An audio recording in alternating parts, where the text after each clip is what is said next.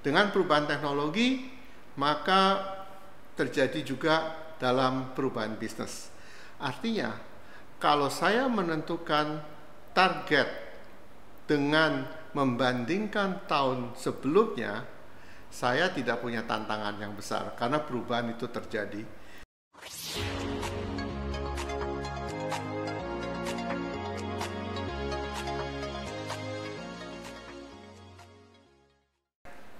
Salam sejahtera untuk rich people. Kali ini saya akan sharing bagaimana kita dapat membuat strategi untuk bertumbuh secara eksponensial.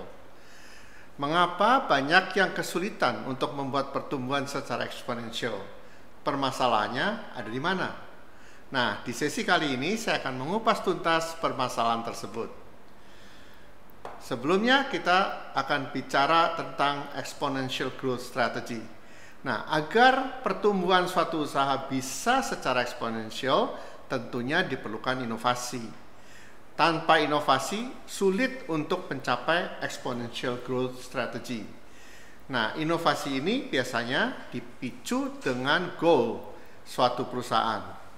Bagaimana membuat goal dalam setiap tahun akan berpengaruh terhadap inovasi ini. Jadi, inovasi adalah yang menyebabkan growth. Nah, sekarang coba kita lihat waktu setting goal. Nah, hampir setiap perusahaan pada saat membuat goal tahunan itu dibuat berdasarkan data tahun sebelumnya. Berapa target kenaikannya dibandingkan dengan tahun sebelumnya. Nggak ada salahnya dengan ini, tetapi ada hal yang lebih penting yang kita tidak bisa lihat pada saat kita melakukan atau menentukan goal dari tahun yang sebelumnya. Nah, ini kuncinya sebetulnya. Saya pernah membaca buku yang mengatakan demikian. What's got you here won't get you there. Jadi apa yang bisa mencapai kita ke sini itu tidak bisa membawa kita ke sana. Nah, jadi artinya kita harus berubah. Kenapa? Karena lingkungan bisnis akan selalu berubah. Dengan persaingan yang ketat, maka terjadi perubahan yang makin cepat. Teknologi membuat perubahan juga semakin cepat. Nah, saya akan cerita dua case. Cerita tentang toko emas. Saya udah pernah ceritain ini di yang sebelumnya. Toko emas di tempat saya pada saat itu di kampung saya dikuasai oleh suatu keluarga. Nah, kemudian kalau ada toko emas lain bukan dari lingkungan keluarga, dia nggak bisa tahan lama. Kenapa? Karena informasi dipegang oleh keluarga mereka.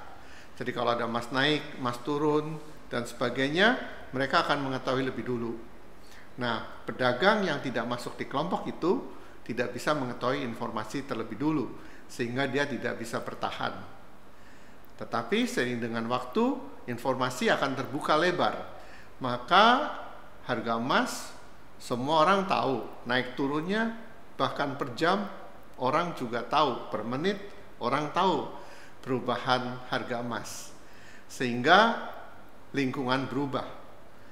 Dengan perubahan lingkungan, toko emas yang dulunya rame menjadi sepi atau kurang rame kalau dia tidak bisa menyesuaikan perubahan itu. Nah, jadi sekarang toko emas banyak sekali di sana, di kampung saya. Jadi ini perubahan yang terjadi. Saya ada cerita satu lagi tentang sebuah warung di kampung saya. Warung ini ramai sekali. Saya kalau jalan pagi jam 5, masih kecil dulu, orang sudah ngantri, padahal warungnya belum buka. Nah, dari mana orang-orang ini? Orang-orang ini adalah pedagang di kampung-kampung di sekeliling kampung saya. Jadi sebetulnya dia istilahnya kulakan, atau dia membeli barang untuk dijual di tempatnya dia.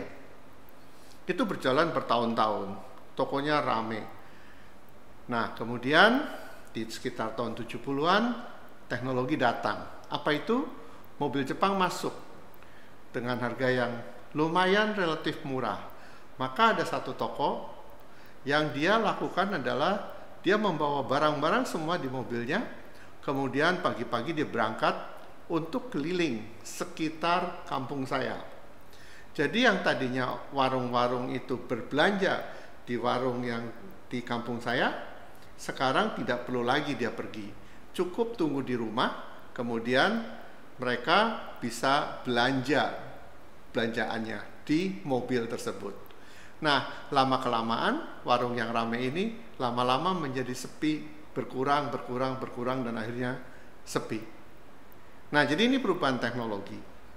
Dengan perubahan teknologi, maka terjadi juga dalam perubahan bisnis.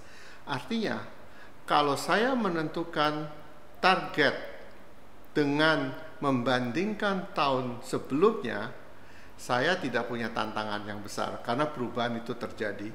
Nah, seharusnya bagaimana kita menentukan goal? Pertama, kita harus tentukan target market dulu. Target marketnya siapa? Berapa besar pasar yang ada?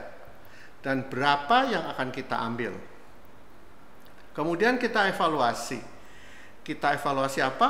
Kita evaluasi resources yang kita punya, proses yang ada di dalam kita, dan value yang kita miliki di dalam perusahaan. Nah, apakah RPV ini, resource, process, dan value ini cukup untuk mengambil pasar sebesar yang telah kita tentukan? Kalau enggak, ya kita harus memperbesar salah satu resource, proses, atau value-nya, atau memperkecil target marketnya.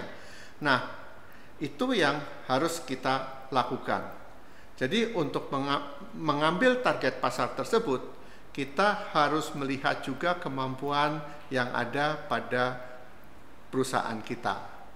Nah, Anda punya suatu cerita. Ada beberapa tahun yang lalu, ada proyek yang cukup besar, nilainya sekitar 1M, sekitar 6-7 tahun yang lalu, dan itu menurut saya besar, proyek besar gitu ya. Nah, awalnya kita lihat seberapa skopnya proyek yang harus kita kerjakan.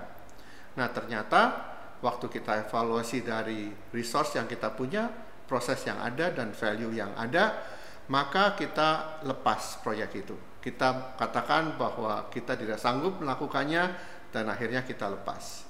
Nah, jadi kalau ada peluang yang kita dapat, maka kita harus cek apakah resources kita cukup untuk mengambil peluang tersebut. Kalau tidak, sebaiknya kita lepas. Karena saya tahu persis pada saat itu, kalau kita mengambil proyek itu, kita tidak lagi mempunyai resource yang bisa digunakan untuk mengambil atau mengerjakan proyek-proyek yang existing. Akhirnya kita lepas.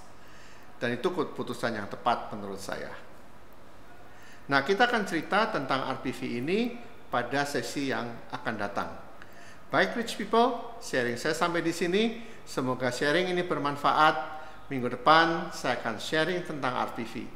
Bagaimana kita dapat mengukur kemampuan kita untuk mendapatkan peluang yang ada.